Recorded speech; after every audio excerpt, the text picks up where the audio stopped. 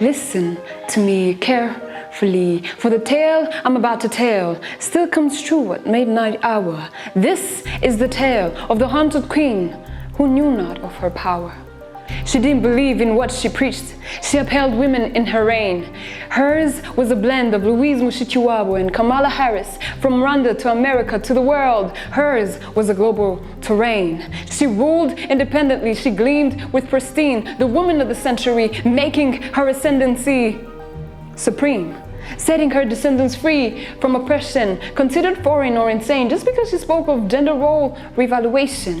What haunted her was not the crown she thought bore her power. It was society's expectations of her. Though she preached free women from oppression by day, it was not a story of her own in her home. And to this day, she rests in the dust of decay. But wait, the fortune teller enters the palace. I wish to inform you of an important occurrence. I believe it deserves your attention. The leader is not he or she, it is the genius in all human beings. Your role as a human being is not finite. You can cook, you can clean, you can rule, you can dream, you can do anything. Just like a queen, just like a king. But what's funny is that she smiles back when I smile at her, looks at me when I stare. To look at her I will not dare, so when I turn away, she turns too. It's funny, seeing ourselves in a mirror's view. I scrub my eyes and turn to see. Her Majesty has never looked more pretty, for Her Majesty is me.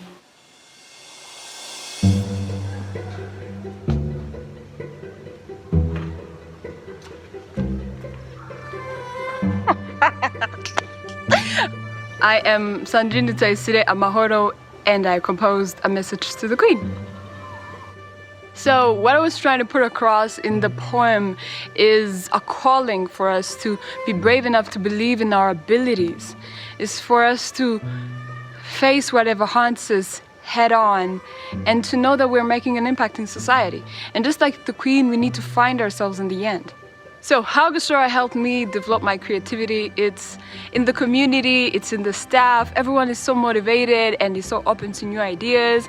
It's the internet that we have all throughout the week, every day. Gashora Girls has a lot of extracurriculars that empower their artistic side. You know, they're in class, they're learning about science, but that's not the whole story, because outside of class, they're either preparing events about any art discipline, whether it's painting, whether it's dancing, singing, we have poetry club. And you know, that environment just inspires growth for young girls to take up fields in STEM and also not be afraid of performing arts, to know that they're not limited to anything that they can achieve, is something that we've been taught by people who paved the path before us, the people who bore the burden of the next generations. I think art is very important to somebody's education because, you know, you're trying to relate with the environment and you're trying to communicate with people, and we use whatever we're learning, the knowledge that we're acquiring, to use it for the better good. And what I want to do in the future, what I aspire to do, is to do just that, you know, something that's going to impact the next generations.